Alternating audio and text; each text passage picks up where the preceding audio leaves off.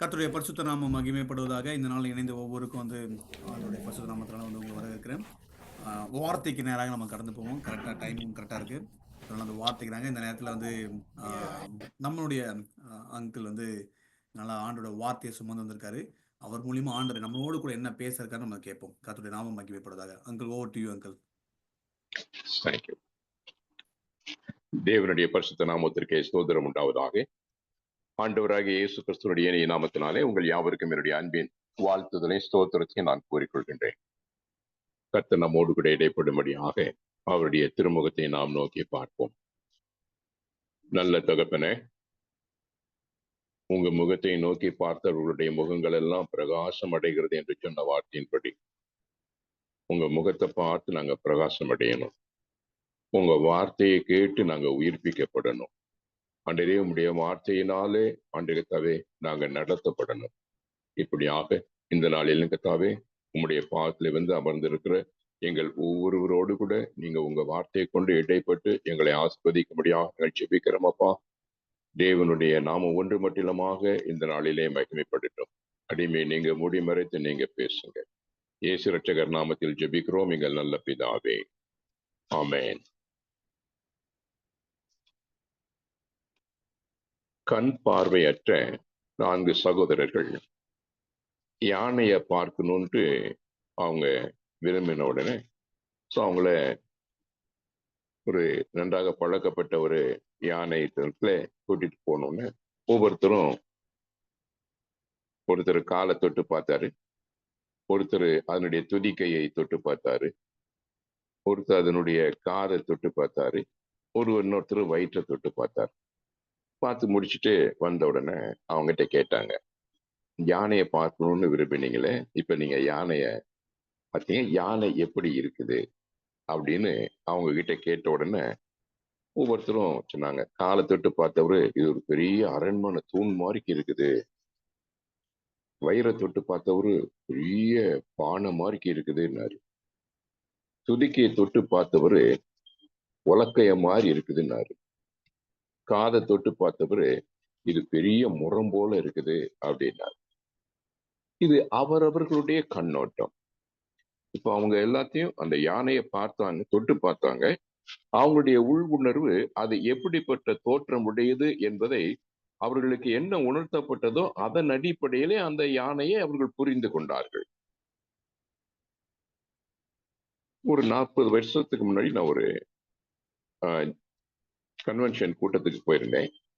அப்ப பிரசங்கியா பேசிக்கொண்டே இருக்கும்போதே ஒரு சிலுவையை, சின்ன அந்த மெட்டல்ல செஞ்ச சிலுவையை எடுத்து எல்லாருக்கும் முன்னாடி அப்படியே காண்பிச்சாரு. இது என்னன்னு கேட்டோன்னு எல்லாரும் சிலுவை அப்படின்னாங்க.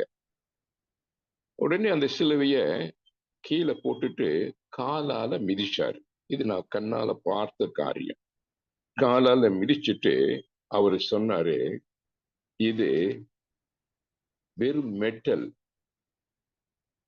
இதுல ஒண்ணுமே கிடையாது. நீங்க இதை சிலுவையா பார்க்கிறீங்க, நான் இதை ஒரு மெட்டலா பார்க்கிறேன் அப்படின்னு போட்டு காலில் போட்டு மிதிச்சாரு. சரி, அது கொஞ்சம் மனசுக்கு அதை ஏற்றுக்கொள்ள முடியாத ஒரு காரியமாக இருந்தது. அவருடைய கண்ணோட்டம், அவரு சிலுவையை அப்படியாக கண்ணோக்கி பார்த்தார். இன்றைக்கு நாம் தியானிக்க போகின்ற இந்த செய்தியினுடைய சாராம்சம் சிலுவை. சிலுவையை பற்றி பொதுவான கருத்து என்ன? சிலுவையை பற்றி பிதாவின் கண்ணோட்டம் என்ன? சிலுவையை பற்றி யூதர்களுடைய கண்ணோட்டம் என்ன? சிலுவையை பற்றி இயேசு கிறிஸ்துவனுடைய கண்ணோட்டம் என்ன? சிலுவையை பற்றி பவுலின் கண்ணோட்டம் என்ன என்பதைத்தான் நாம் தியானிக்க போகிறோம். ஏன்னா அந்த யானையை தொட்டு பார்த்தவங்க கண்ணோட்டங்கள் ஒவ்வொன்றும் வித்தியாசமாக இருந்தது. ஆனா யானை கிட்ட அந்த அம்சங்கள் எல்லாம் இருந்ததுதான். அதை பார்த்தவர்கள் அவர்களுடைய சிந்தையிலே எப்படி தோன்றினதோ அதை போல அதை அவங்க தங்களுடைய மனதிலே தோற்றுவித்துக் கொண்டார்கள். இப்போ ஒவ்வொரு மனிதர்களும் இந்த சிலுவையை பார்க்கும் போது எல்லாருக்கும் வித்தியாசமான கண்ணோட்டம். நான் சொன்ன அந்த பிரசங்கியா அத ஒரு சாதாரண மெட்டல் என்று சொல்லி அதோட நிறுத்தியிருந்தா பரவாயில்ல, அதை கீழே போட்டு காலால மிதிச்சாரு. இதெல்லாம் ஒன்றும் சாதாரண காரியம், இது ஒரு மெட்டல் தான் அப்படின்னு. சரி, இப்ப சிலுவை குறித்த பொதுவான ஒரு கண்ணோட்டம் என்ன?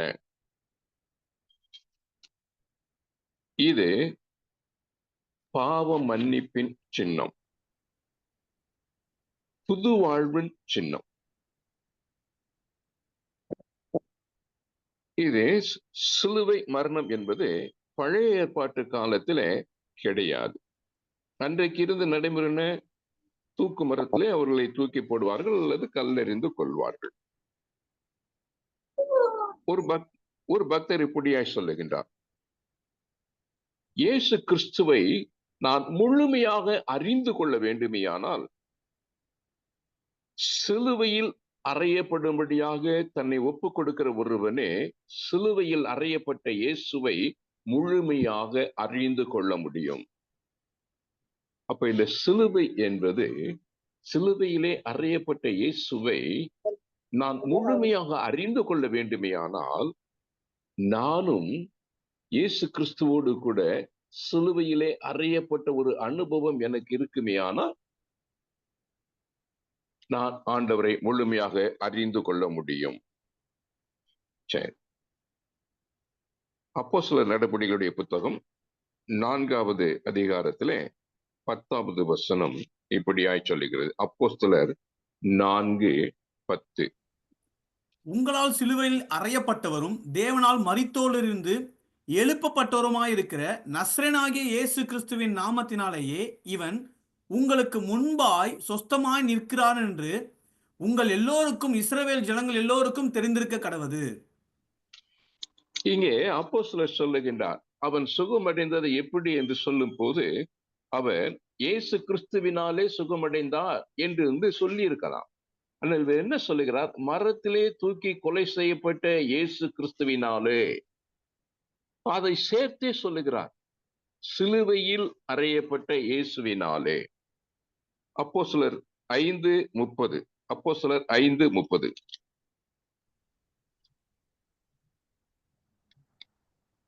நீங்கள் மரத்திலே தூக்கி கொலை செய்த இயேசுவை நம்முடைய பிதாக்களின் தேவன் எழுப்பி. இங்கேயும் அதே கருத்தை இவர் வெளிப்படுத்துகிறார். நீங்கள் மரத்திலே தூக்கி கொலை செய்த இயேசுவை பிதாக்களின் தேவன் எழுப்பினார்.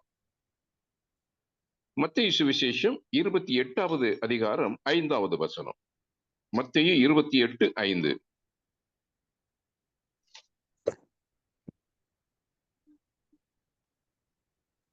தூதன் அந்த ஸ்திரீகளை நோக்கி, நீங்கள் பயப்படாதிருங்கள், சிலுவையில் அறையப்பட்ட இயேசுவை தேடுகிறீர்கள் என்று அறிவேன். இயேசு கிறிஸ்து சிலுவையில் அறையப்பட்டு அடக்கம் பண்ணப்பட்டதற்கு பிறகு 3வது நாளிலே பெண்கள் எல்லாம் பரிமள தைலம் பூச வேண்டும் என்று சொல்லி சிலுவைக்கு போகின்றார்கள். அப்ப கல்லறைக்கு வெளியே இருந்த அந்த தேவதூதன் சொல்லுகின்றார், சிலுவையில் அறையப்பட்ட இயேசுவை தேடுகிறீர்கள் என்று நான் அறிவேன். அந்த தூதன் இப்படி சொல்லியிருக்கலாம் இல்லையா? நீங்க உங்கள் இரட்சகராகிய இயேசுவை தேடுகிறீர்கள் என்று அறிவேன், அல்லது பொதுப்படியாக நீங்கள் இயேசுவை தேடுகிறீர்கள் என்று அறிவேன் என்று சொல்லியிருக்கலாம். ஆனால் அவரும் என்ன சொல்லுகிறார்? சிலுவையில் அறையப்பட்ட இயேசுவை நீங்கள் தேடுகிறீர்கள் என்று அறிவேன். அப்ப சிலுவையையும் இயேசுவையும் பிரிக்க முடியாத ஒரு சூழ்நிலை. சிலுவை நாதர்னு ஏன் அவருக்கு இந்த பெயர் கொடுக்கப்பட்டது? சிலுவைக்கும் இயேசு கிறிஸ்துவுக்கும் ஒரு நெருங்கிய சம்பந்தம். அப்ப நான் சிலுவையை விட்டு இயேசுவை நான் பிரித்து பார்க்க முடியாது. சிலுவைக்கும் அவருக்கு ஒரு நெருங்கிய ஒரு சம்பந்தம், ஒரு நெருங்கிய தொடர்பு இருக்கிறது. அதே இந்த ஒரு சீஷர்களுடைய அனுபவத்திலே நாம பார்க்க முடியும். வாசிக்கலாம், லூக்கா சுவிசேஷம் 24வது அதிகாரம் 20வது வசனம்.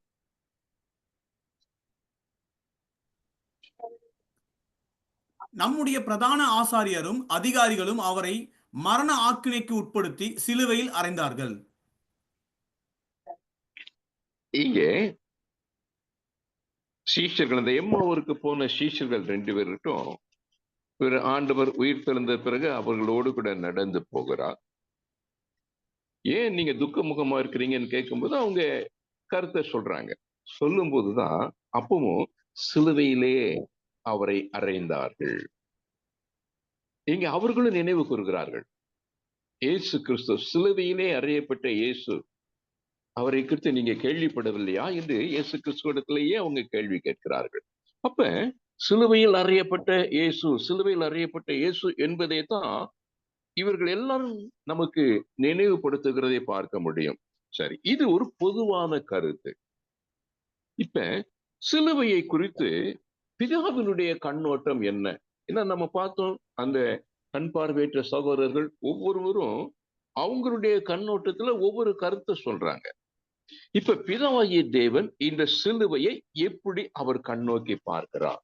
அவருடைய கண்ணோட்டத்துல இந்த சிலுவையை குறித்து அவர் என்ன சொல்லுகிறார்? வாசிக்கலாம். உபாகமம் 21வது அதிகாரம் வசனங்கள் 22, 23.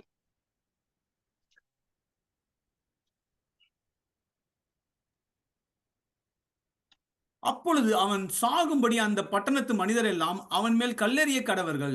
இப்படியே தீமையை உன் நடுவிலிருந்து விலக்கி போட வேண்டும். இஸ்ரவேலர் எல்லோரும் அதை கேட்டு பயப்படுவார்கள். கொலை செய்யப்பட்ட ஒருவன் மேல் சாவுக்கு பாத்திரமான பாவம் உண்டாயிருக்க அவனை கொலை செய்யும்படி மரத்திலே தூக்கி போடுவாயானால், கொலை செய்யப்பட்ட ஒருவன் இரவிலே அவன் பிரேதம் மரத்திலே தொங்கலாகாது. அந்நாளில் தானே அதை அடக்கம் பண்ண வேண்டும். தூக்கி போடப்பட்டவன் தேவனால் சபிக்கப்பட்டவன். ஆகையால் உன் தேவனாகிய கர்த்தர் உனக்கு சுதந்திரமாக கொடுக்கும் உன் தேசத்தை தீட்டுப்படுத்தாயாக. இங்கே மரம் என்று சொல்லப்பட்டிருக்கிறது. ஏன்னா அந்த பழைய ஏற்பாட்டு காலத்துல சிலுவை என்கின்ற வாசகம் அங்கே கிடையாது.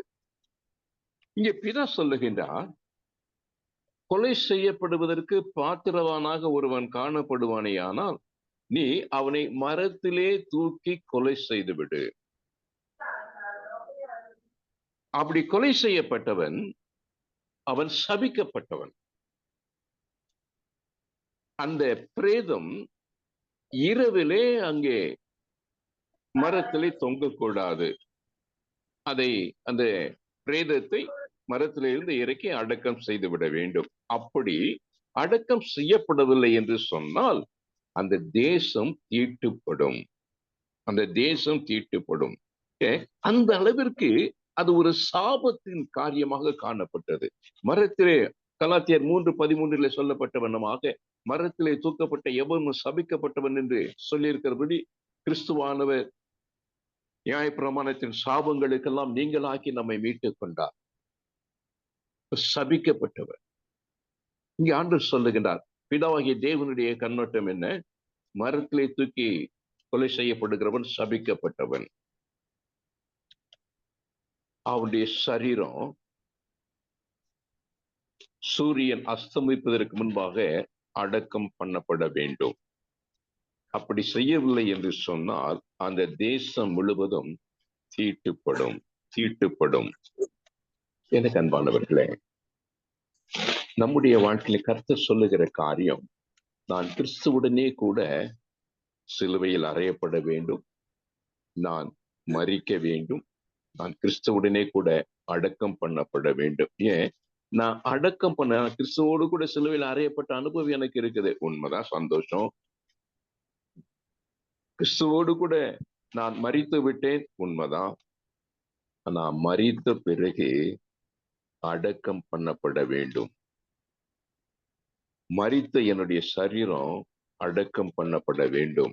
நான் அடக்கம் பண்ணப்படாத ஒரு நிலைமையிலே இருப்பேனேயானால், இங்கே வசனம் சொல்லுகின்றவனமாக, அப்படி ஒருவன் மரத்திலே கொலை செய்யப்பட்ட ஒருவன் அடக்கம் செய்யப்படவில்லை என்று சொன்னால் அந்த தேசம் தீட்டுப்பட்டு விடும். அப்ப நான் ரட்சிக்கப்பட்டுட்டேன், ஆனா நான் இன்னும் கிறிஸ்துவுக்குள்ளாக மரித்து அடக்கம் பண்ணப்படவில்லை என்று சொன்னால் நான் தீட்டுப்படுத்துகிறேன். நான் தீட்டுள்ளவனாக இருப்பது மட்டுமல்ல, நான் இருக்கிற ஸ்தலத்தை, அது குடும்பமாக இருக்கலாம், சபையாக இருக்கலாம், தேசமாக இருக்கலாம், தீட்டுப்பட்டு விடும். என்னாலே அந்த காரியங்கள் தீட்டுப்பட்டு விடும். அதுதான் சொல்றாரு. இப்ப நம்ம ஆவிக்குரிய கிறிஸ்தவர்களாக இருக்கிறேன்னா, இந்த அனுபவங்கள் எல்லாம் இருந்தாலும் நான் அடக்கம் செய்யப்படுவதற்கு என்னை ஒப்பு கொடுத்து விட்டேனா என்ற ஒரு கேள்வியை நாம் கேட்டு பார்க்கும் போது அதை நாம் நிறைவேற்ற கடமைப்பட்டிருக்கிறோம். சரி, யோவான் சுவிசேஷம் 19வது அதிகாரம் 31வது வசனம். யோவான் 19:31. அந்த நாள் பெரிய ஓய்வு நாளுக்கு ஆயத்த நாளாயிருந்தபடியால் உடல்கள் அந்த ஓய்வு நாளிலே சிலுவைகளில் இராதபடிக்கு யூதர்கள் பிலாத்தினிடத்தில் போய் அவர்களுடைய கால் எலும்புகளை முறிக்கும்படிக்கும் உடல்களை எடுத்து போடும்படிக்கும் உத்தரவு கேட்டுக்கொண்டார்கள். இங்கே பார்க்கிறோம், இயேசு கிறிஸ்துவ சிலுவையிலே அறையப்பட்டு விட்டார். சாயந்தரத்துக்குள்ள அடக்கம் பண்ணப்படணும். ஏன்னா இந்த நிகழ்வு நடக்கிறது பகல் 12 மணியிலிருந்து 3 மணிக்குள்ளாக இந்த நிகழ்வுகள் எல்லாம் நடந்து கொண்டிருக்கின்றன. இன்னும் 3 மணி நேரத்திற்குள்ள சாயந்தரம் 6 மணிக்குள்ள அடக்கம் பண்ணி ஆகணும். அந்த சிலுவை மரத்திலே சரீரம் தொங்கக்கூடாது. ஆனால் அன்றைக்கு இருந்த நிலைமை என்ன? அவர் சிலுவையில அறையப்பட்டாலும் மரித்த பிறகுதான் அடக்கம் பண்ண வேண்டும். ஆனா இப்ப இவங்களுக்கு என்ன ஒரு சந்தேகம் வந்துருச்சு, இன்னும் 3 மணி நேரம் தான் இருக்குது, சிலுவையில் அறையப்பட்டவர்கள் எல்லாம் உடனே மரிப்பது இல்லை, அது நேரம் எடுத்துக்கொள்ளும். ஆனா 6 மணிக்குள்ள அடக்கம் பண்ணி ஆகணும். அப்பதான் இவங்க பிலாத்துக்கிட்ட போய் சொல்றாங்க, நீ அவன் கால் எலும்ப முறித்து அவரை சீக்கிரம் 6 மணிக்குள்ள நீ சாக வைக்க வேண்டும். ஏற்கனவே ஒரு தண்டனை கொடுத்தாச்சு, சிலுவை மரணம் என்ற தண்டனையை கொடுத்தாச்சு. அவர் மறிக்கலன்னு சொன்னோன்னா கால் எலும்பை முறிக்கணுங்கிறது இன்னொரு தண்டனை அங்கே கொடுக்கப்படுகிறது. இது நீதிக்கு மாறானது. சோ இன்னொரு தண்டனை அங்கே கொடுக்கப்பட்டது. அவங்க மற்ற 2 கல்வர்களுடைய கால்கள் எலும்பையும் முறித்தார்கள். ஆனா ஆண்டவர்கிட்ட வரும்போது அவர் மரித்தவராக காணப்பட்டார். மற்றவங்க சாகல. ஏன்? அவங்க சாவ விரும்பல. சிலுவையில் அறையப்பட்டவுடன் அவங்க சாகல. ஆனா 6 மணிக்குள்ள அடக்கம் பண்ணி ஆகணுமே. அவங்க கால் எலும்பை முறித்து அவர்களை சாக வைத்து அதற்கு பிறகுதான் அவங்களை அடக்கம் பண்றாங்க. ஆனா இயேசு கிறிஸ்துவோ உங்களுக்காக எனக்காக அவர் மரணத்தை விரும்பி ஏற்றுக்கொண்டபடினால அவர் சிலுவையிலே அறையப்பட்ட உடனேயே தன் ஆவியை விட்டு ஜீவனை ஒப்பு கொடுத்தார். அதற்கு பிறகு பாருங்க, அந்த போர்ச்சவக ஈட்டினால விலா எலும்புல குத்துறான். அப்ப ரத்தமும் ஜலமும் புறப்பட்டு வந்தது. அதுல 19:34 வாசிங்க. ஆகிலும் போர்ச்சேவகில் ஒருவன் ஈட்டினாலே அவருடைய விலாவில் குத்தினான், உடனே ரத்தமும் தண்ணீரும் புறப்பட்டது. 1 யோவான் 5:8. 1 யோவான் 5:8.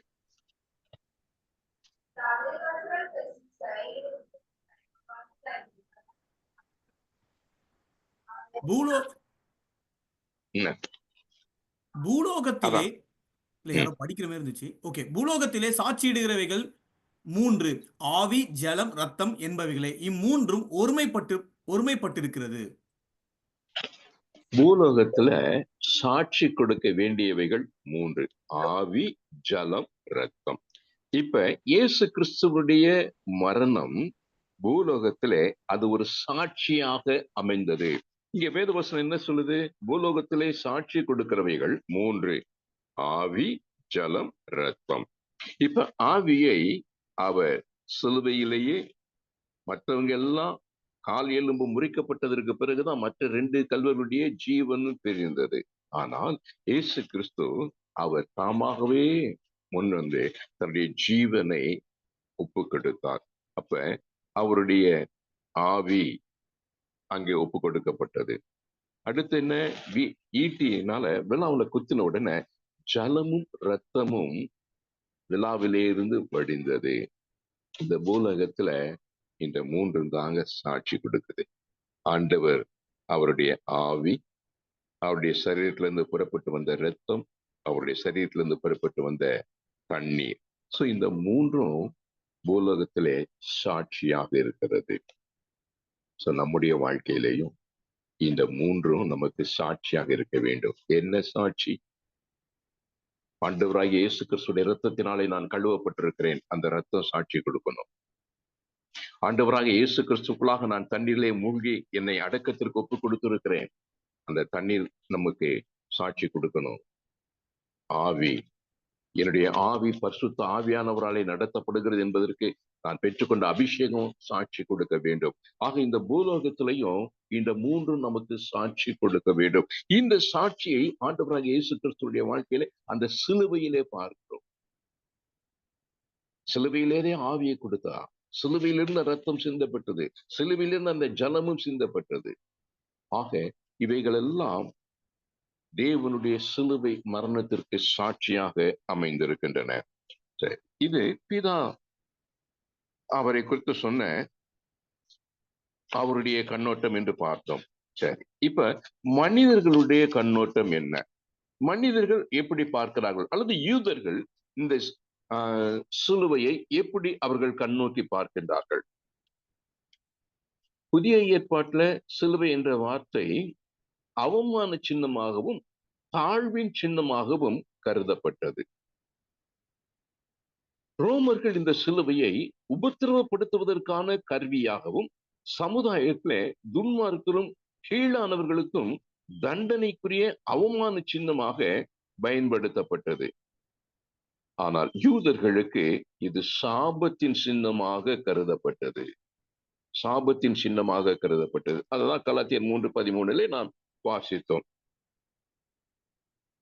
2 கொரிந்தியர் 5வது அதிகாரம் 21வது வசனம். 2 கொரிந்தியர் 5:21. நாம் அவருக்குள் தேவனுடைய நீதியாகும்படிக்கு பாவமறியாத அவரை நமக்காக பாவமாக்கினார்.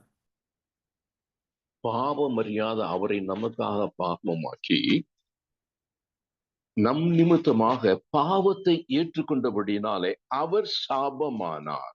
அவர் சாபமானார். அப்ப அவர் மரத்திலே தூக்கி கொலை செய்யப்படவில்லை என்று சொன்னால் நமக்கு சாப விமோச்சனம் கிடைத்திருக்காது. சாப விமோச்சனம் கிடைத்திருக்காது. அப்ப மனிதர்களுடைய கண்ணோட்டத்திலே இந்த சிலுவையை எப்படி பார்த்தார்கள்? இது சாப விமோச்சனத்தின் சின்னம், சாபத்தின் சின்னம்.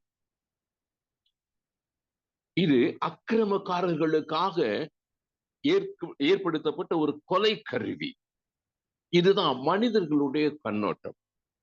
இந்த சிலுவையை பார்க்கும்போது அதை துச்சமாக பார்த்தார்கள். ரோமர்கள் அதை ஒரு கொலை செய்வதற்கான ஒரு கருவியாக அவர்கள் அதை பயன்படுத்தினார்கள்.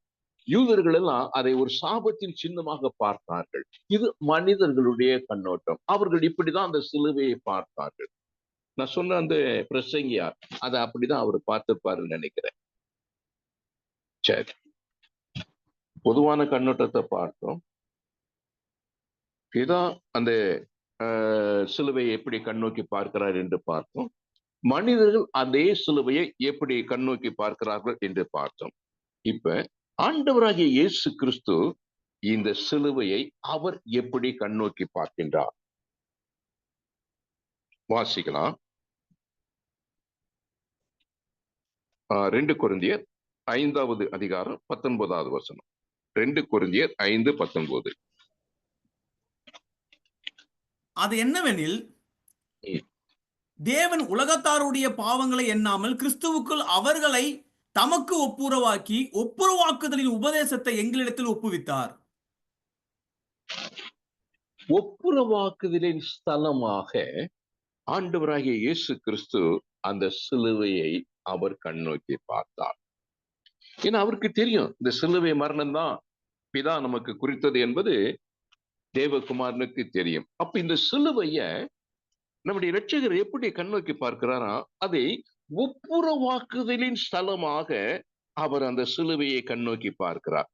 எபேசியர் 2வது அதிகாரம் வசனம் 14-16 வரைக்கும். எபேசியர் 2:14-16.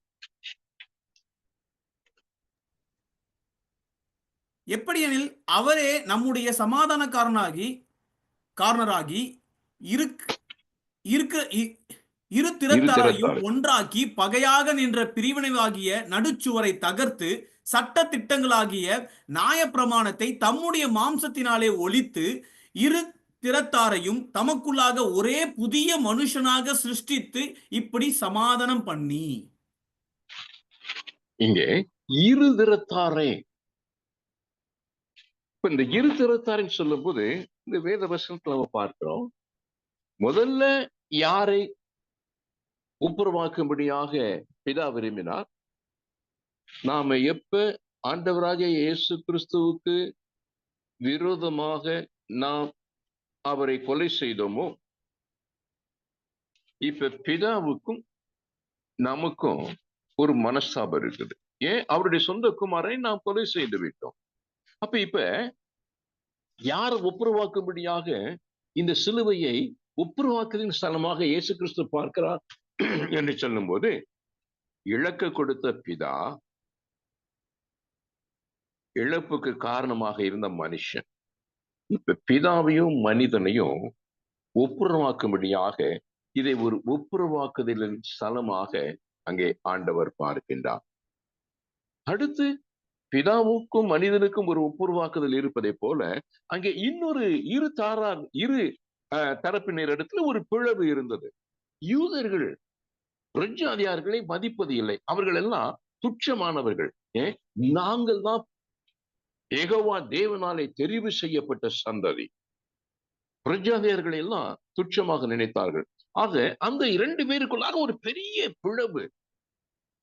இப்ப இயேசு கிறிஸ்து அந்த சிலுவையின் மூலமாக 2 தரப்பையும், யூதர்களையும் புறஜாதியர்களாகிய நம்மையும் ஒப்புரவாக்க, இதை ஒரு ஒப்புரவாக்குதலின் ஸ்தலமாக ஆண்டவர் இதை பார்க்கின்றார். ஒரு ஒப்புரவாக்குதலின் ஸ்தலமாக.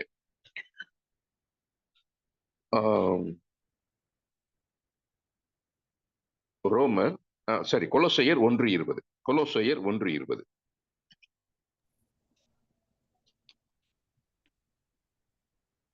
அவர் சிலுவையில் சிந்தின இரத்தத்தினாலே சமாதானத்தை உண்டாக்கி பூலோகத்தில் உள்ளவைகள் பரலோகத்தில் உள்ளவைகள் யாவையும் அவர் மூலமாய் தமக்கு ஒப்புரவாக்கி கொள்ளவும் அவருக்கு பிரியமாயிற்று.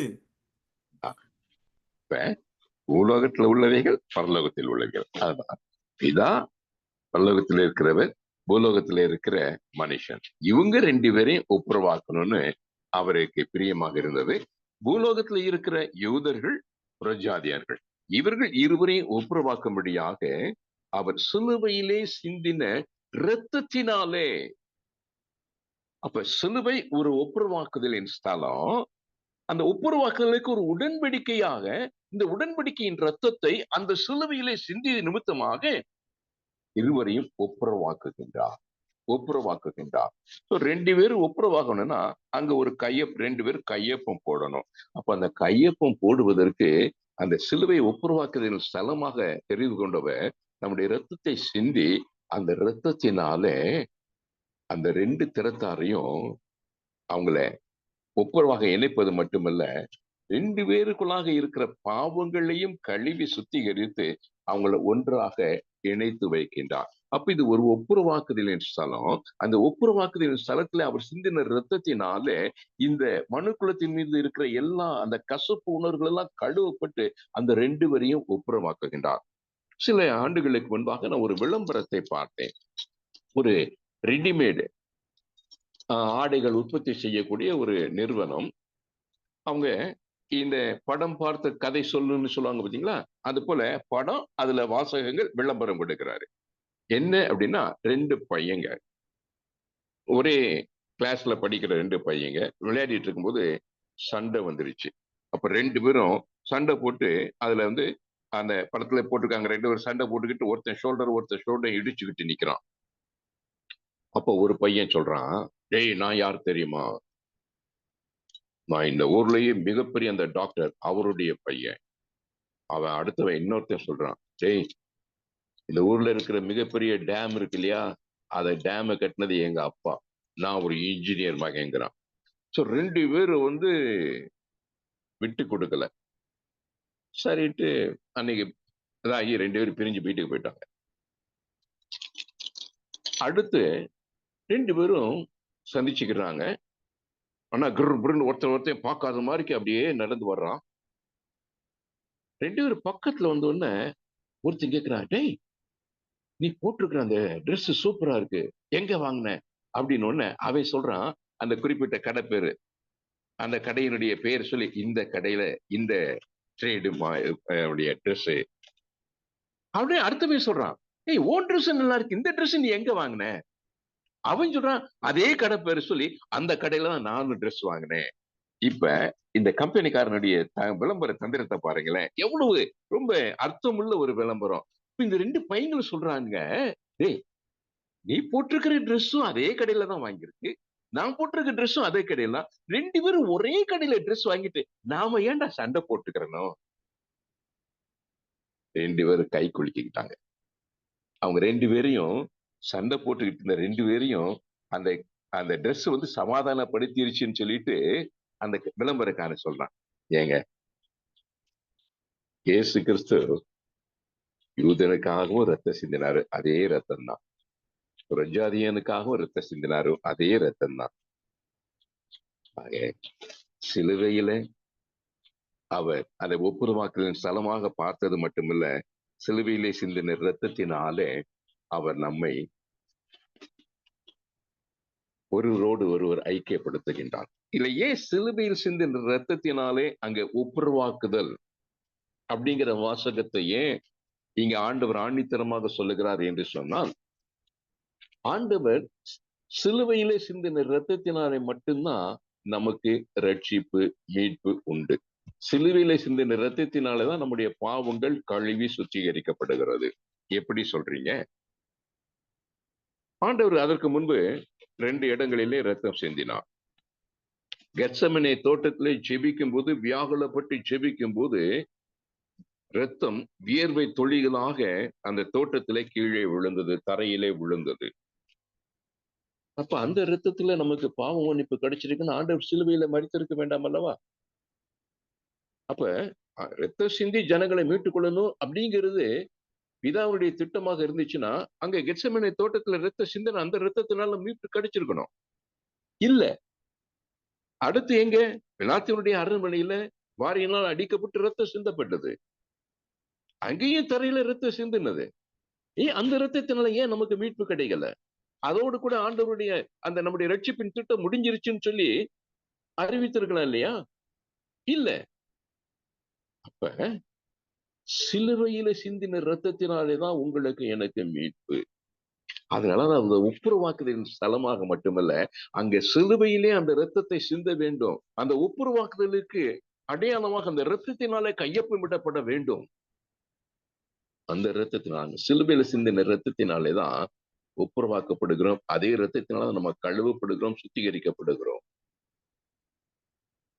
ஏன் பிலாத்துடைய அரண்மனையில சிந்தின ரத்தத்துல நமக்கு மீட்பு இல்ல, அந்த சாப விமோச்சனை ஏன் இல்ல அப்படின்னா, பிலாத்துனுடைய அரண்மனையில அவர் விசாரணை கைதி தான்.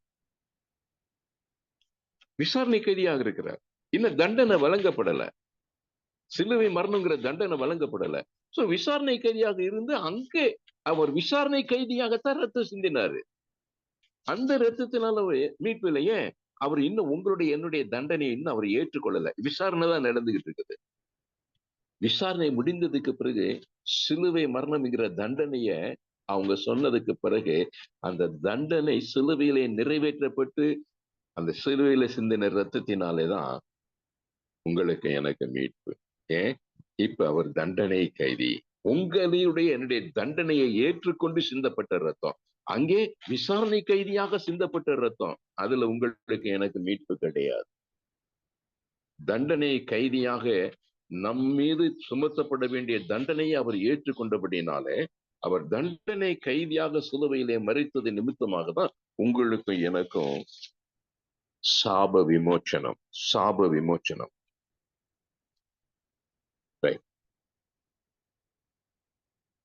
கொலோசையர் 2வது அதிகாரம் வசனங்கள் 14, 15. கொலோசையர் 2வது அதிகாரம் வசனங்கள் 14, 15.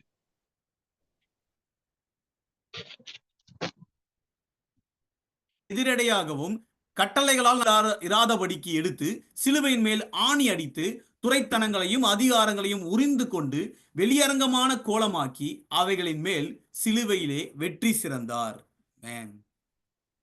அங்கே சொல்லப்பட்டது, சிலுவையிலே சிந்தின இரத்தத்தினாலே நம்மை ஒப்புரவாக்கினார்.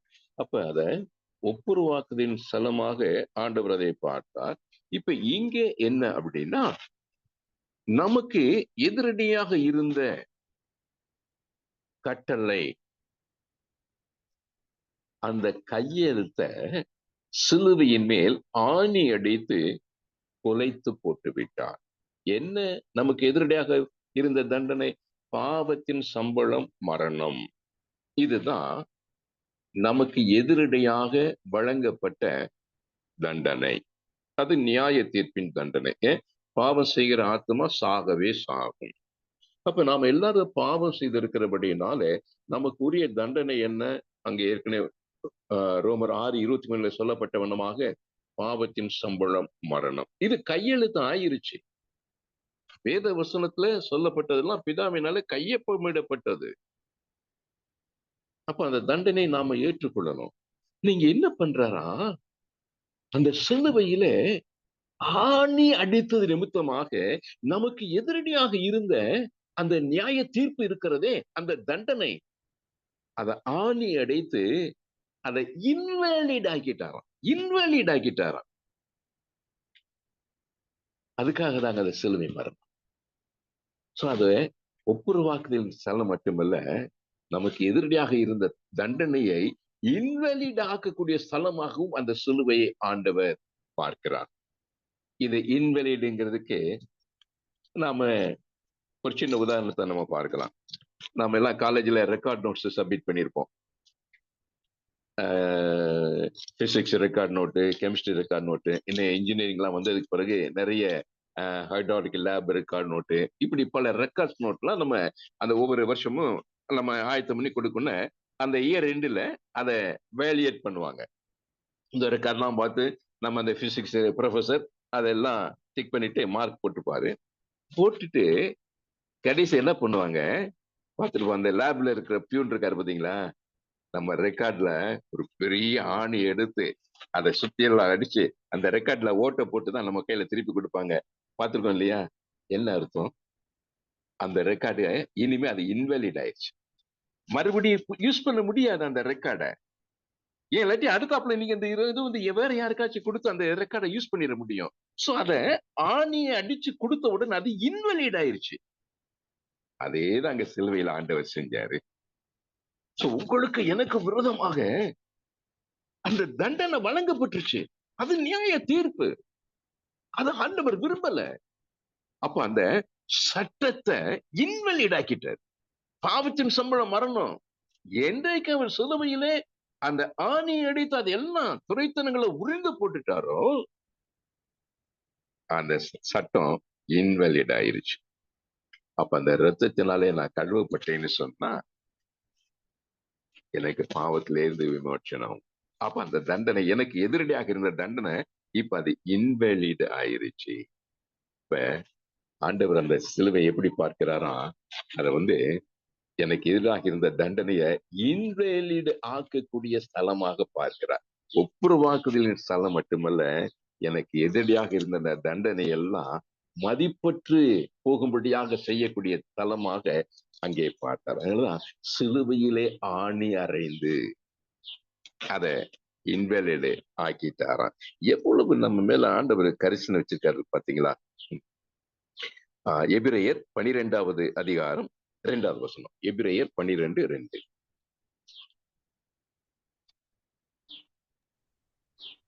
அவர் தமக்கு முன் வைத்திருந்த சந்தோஷத்தின் பொருட்டு அவமானத்தை எண்ணாமல் சிலுவையை சகித்து தேவனுடைய சிங்காசனத்தின் வலது பாரசத்தில் வீற்றிருக்கிறார். இப்ப இந்த சிலுவையை இப்ப எப்படி பார்க்கிறாரா இயேசு கிறிஸ்து? அவருடைய கண்ணோட்டத்துல அத தனக்கு முன் வைக்கப்பட்டு ஒரு சந்தோஷத்தின் சின்னமாக அவர் பார்க்கிறாருங்க. தண்டனை சின்னமாக அவர் அந்த சிலுவையை பார்க்கவே இல்லை. அவர் தனக்கு முன் வைத்திருந்த சந்தோஷத்தின் பொருட்டு அவமானத்தை எண்ணாமல் சிலுவையை சகித்தார். அப்ப இந்த சிலுவையை பார்க்கும் போதெல்லாம் இது ஒரு சந்தோஷத்தின் சின்னமாய் பார்த்தார். ஏன்? அதற்கு பிறகு அவருக்கு என்ன சொல்லுது? இதையெல்லாம் சகித்து தேவனுடைய சிங்காசனத்தின் வலது பாரசத்தில் வீற்றிருக்கிறார். அப்ப இந்த சிலுவையை அவர் பார்க்கும்போது எப்படி பார்ப்பாரு? அத சந்தோஷமாக. ஏன்? நான் இப்ப என் பிதாவுடைய வலது பாரசத்துல போய் உட்கார போறேன்.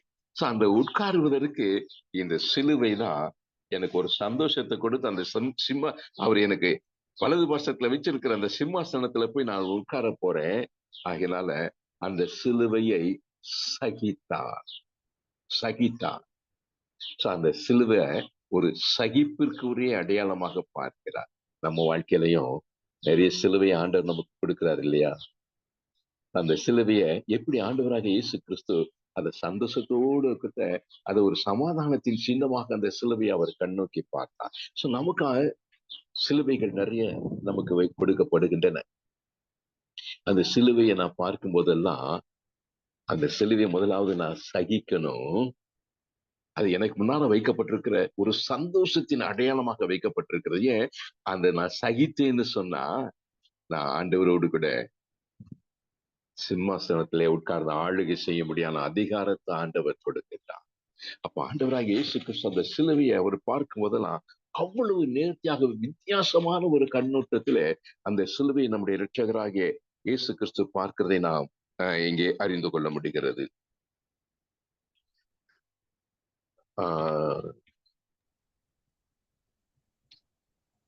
சரி, இந்த ஒப்புரவாக்குதல்னு சொல்லி சொல்றோமே, இந்த ஒப்புரவாக்குதல் தான் என்ன? சிலுவையிலே அதை ஒப்புரவாக்குதலின் ஸ்தலமாக ஆண்டவர் இயேசு கிறிஸ்து அதை பார்த்தார் அப்படின்னு சொல்லுகிறோம். இந்த ஒப்புரவாக்குதல் அப்படின்னா என்ன? அதை தெரிஞ்சுக்கிட்டோம்னா தான் ஆண்டவராய் இயேசு கிறிஸ்து ஏன் அதை ஒப்புரவாக்குதல் ஸ்தலமாக பார்த்தார் என்பதை நாம் நன்றாக புரிந்து கொள்ள முடியும். இந்த தேவனோடு உள்ள நல்ல ஐக்கியம் இருப்பவர்களுக்கு இந்த ஒப்புரவாக்குதலின் அவசியம் தேவையில்லை. ஒப்புரவாக வேண்டிய அவசியம் இல்லையா? தேவனுக்கும் எனக்கும் ஏற்கனவே நல்ல ஒரு ஐக்கியம் இருக்கிறது, நல்ல ஒரு உறவு இருக்கிறது. ஆகையினால இந்த ஒப்புரவாக்குதல் எனக்கு தேவையில்லை. அப்ப யாருக்கு இந்த ஒப்புரவாக்குதல்? தேவனுக்கு எதிரியாக இருப்பவர்களுக்கு, அதாவது தேவனை பகைக்கிறவர்களுக்கு இந்த ஒப்புரவாக்குதல் அவசியம். எதிரி என்று சொல்லும் போது நட்பிலே குறைவுபட்ட நிலை என்பது அல்ல, எதிரி முகாமிலே நாம் இருக்கிறோம் என்று பொருள். நான் எதிரி அப்படின்னு சொன்னா இயேசு கிறிஸ்துவுக்கும் எனக்கும் இருக்கிற அந்த நட்பிலே குறைவுபட்டதுனால நான் எதிரிங்கிறது இல்ல. இப்ப ஆண்டவரை எதிர்க்கக்கூடிய பிசாசுனுடைய முகாமிலே நான் இருக்கிறேன் என்று சொல்லி அர்த்தம். அப்ப பிசாசுடைய முகாமிலே எதிரியை போல இருந்து கொண்டிருக்கிற எனக்கு இப்ப ஒப்புரவாக்குதல் அவசியமாக இருக்கிறது. இந்த ஒப்புரவாகுதல் என்பது உள்ளான மனிதனில் பாதிப்பு ஏற்படுவதற்கு முன்பாக வெளியான மனிதனில் ஏற்பட வேண்டிய தீர்மானமும் மாற்றமுமே. மறுபடியும் சொல்றேன், ஒப்புரவாகுதல் என்பது உள்ளான மனிதனில் பாதிப்பு ஏற்படுவதற்கு முன்பாக வெளியான மனிதனில் ஏற்பட வேண்டிய தீர்மானமும் மாற்றமுமே. அப்ப எனக்குள்ள உள்ளான மனுஷன் இருக்கிறான், உள்ளான மனுஷி இருக்கிறான். இந்த ஒப்புரவாகுதல் அது எனக்கு ஒரு பெரிய பாதிப்பை ஏற்படுத்தணும் அப்படின்னா வெளியான மனுஷனுக்குள்ளாக நான் ஒரு தீர்மானம் எடுக்க வேண்டும், எனக்குள்ளாக ஒரு மாற்றம் இருக்க வேண்டும். அப்படியாதான் என்னுடைய வெளியான மனுஷனுக்குள்ள ஒரு பெரிய மாற்றத்தை ஏற்படுத்தினாதான் என்னுடைய உள்ளான மனுஷன் ஆண்டவரோடு கூட ஒப்புரவாகி கொள்ள முடியும். இந்த காரியத்தை தான் சிலுவை செய்கிறது. அப்ப என்னுடைய வெளியான மனுஷனுக்கு இந்த சிலுவை என்னத்தை உணர்த்தி காண்பிக்கின்றது? அந்த சிலுவை எனக்கு ஒரு சந்தோஷத்தின் அடையாளமாக, அது நிமித்தமாக எனக்கு ஒரு பெரிய மறுவாழ்வு இருக்கிறது என்ற ஒரு அடையாளமாக இருக்கிறபடினாலே என்னுடைய வெளியான மனுஷனுக்குள்ளாக இப்பொழுது நான் தீர்மானம் எடுக்கிறேன், இந்த சிலுவை எனக்கு அவசியம். இந்த சிலுவை நாதர் எனக்கு அவசியம். சிலுவையில சிந்தின ரத்தத்தினாலே நான் ஒப்புரவாக வேண்டும் என்ற அந்த ஒரு நோக்கத்தோடு கூட நாம் ஆண்டவரிடத்துல வர வேண்டும். இப்ப எதிரியினுடைய முகாமிலே இருக்கிற நான்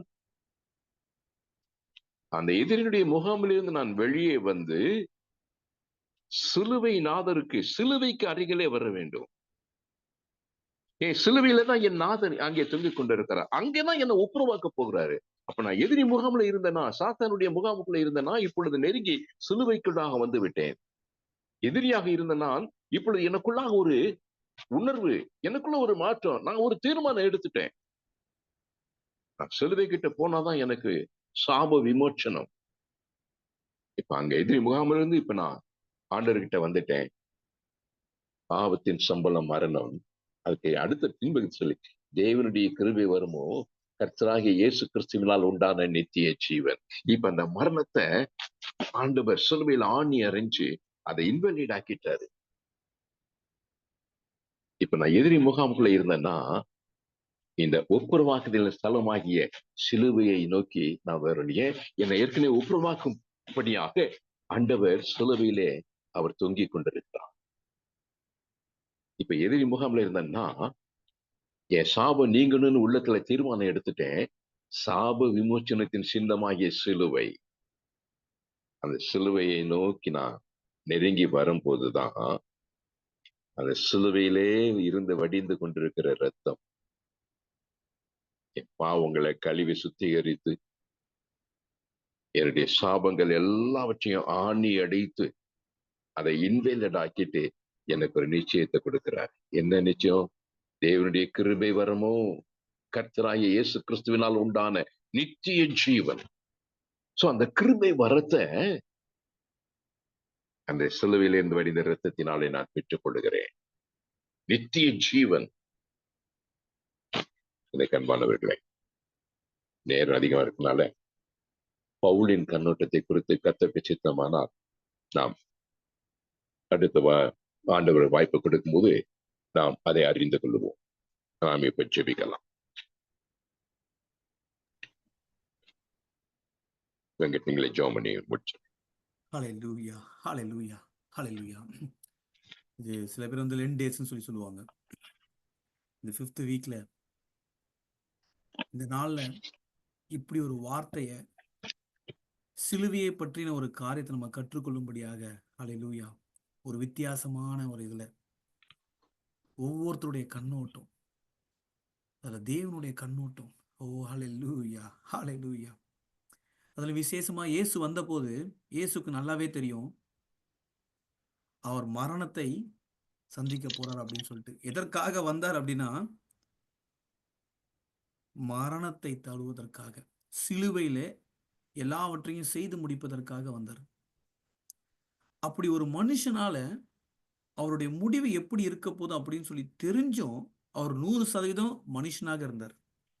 அவர் 100% கடவுளாக இருந்தார். அப்படி தெரிஞ்சும் அவரால் எப்படி அந்த ஒரு காரியத்திற்குள்ளாக போக முடிஞ்சது? ஒரே ஒரு நிமிஷம் யோசிச்சு பார்ப்போமா இந்த சமயத்துல? ஹalleluya, ஹalleluya. நம்ம இருக்கிற இடத்துல ஒரே ஒரு நொடி பொழுது சிலுவையை நம்ம கண்ணு முன்னாடி கொண்டு வருவோமா? அது நம்ம கண்ணுக்கு சாதாரண ஒரு மரமா, இல்ல அது எப்படி நம்ம பார்க்க போறோம்? நம்மளுடைய சாபங்களை ஆசீர்வாதமாக மாற்றக்கூடிய, ஓ ஹalleluya, தேவன் அதை எப்படி பயன்படுத்தினார் பாருங்களேன். ஒரு சாபமான ஒரு காரியம், ஆனா அதை ஆசீர்வாதமாக நமக்காக மாற்றும்படியாக அவருடைய கண்ணோட்டம் அப்படி இருந்ததுனால மாத்திரம் தாங்க. இந்த நாள்ல என்னோட கூட ஆண்டவர் இடைப்பட்டு, என்னுடைய கண்ணோட்டம் என்ன? தேவனுடைய ராஜ்யத்துல என்னுடைய கண்ணோட்டம் என்ன? என்ன குறித்து அவர் வைத்திருக்க அந்த திட்டத்தின் கண்ணோட்டம் என்ன? இதே மாதிரி நீங்க எல்லாரும் கேட்க முடியுமா? அப்பா, நீங்க எல்லாரும் உங்க கருத்துல ஒப்பு கொடுக்கிறோம் கர்த்தராஜா.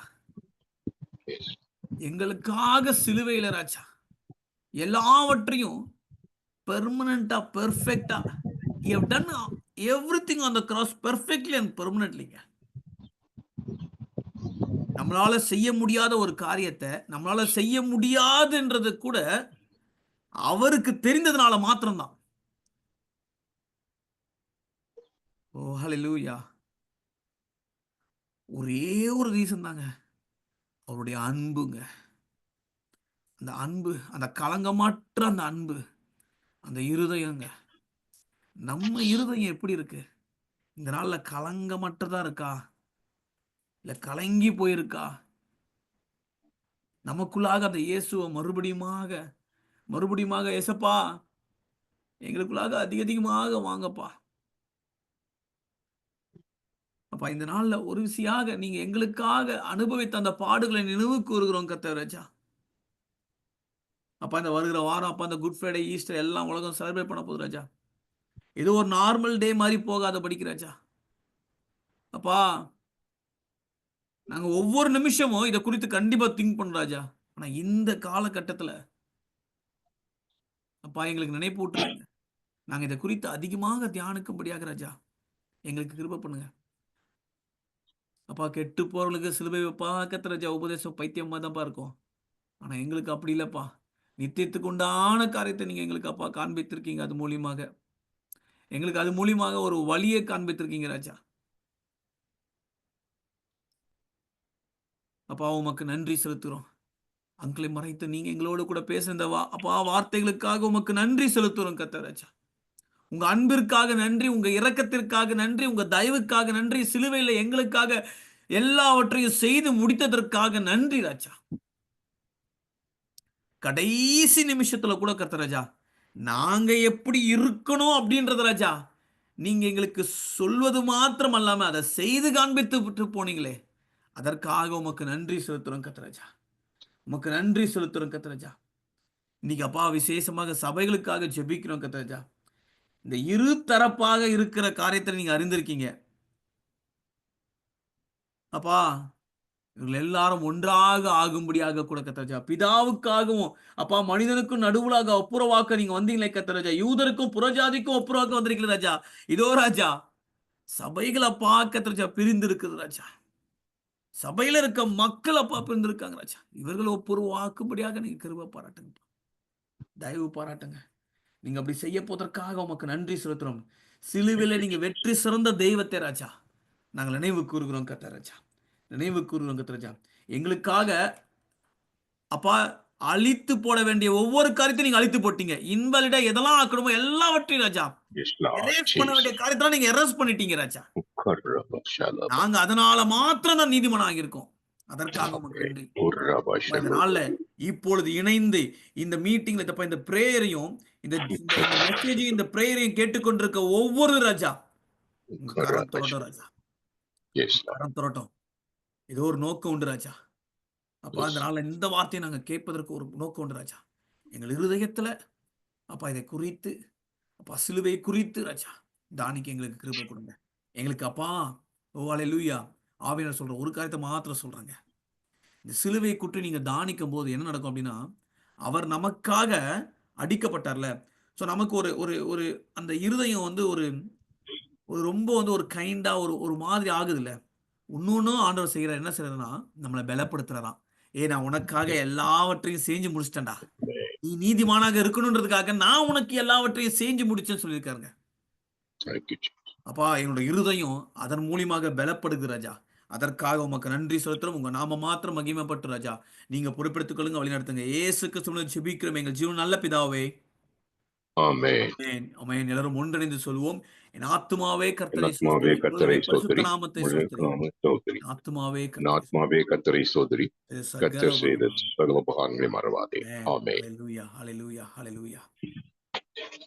Praise God, யாருக்கு praise நன்றி. God. Thank you so much uncle. Thank you so much. அடுத்த வாரம் நம்மளுடைய மீட்டிங் கிடையாது. நெக்ஸ்ட் வீக் மட்டும் நம்மளுடைய மீட்டிங் கிடையாது. ஏன் அப்படின்னா வந்து இங்க வந்து குட் ஃப்ரைடே. ஸோ குட் ஃப்ரைடேன்றதுனால சபையிலயும் வந்து எங்களுக்கு வந்து மீட்டிங் இருக்கிறதுனால அது வந்து ஒரே சமயத்துல இருக்கு. ஸோ அதனால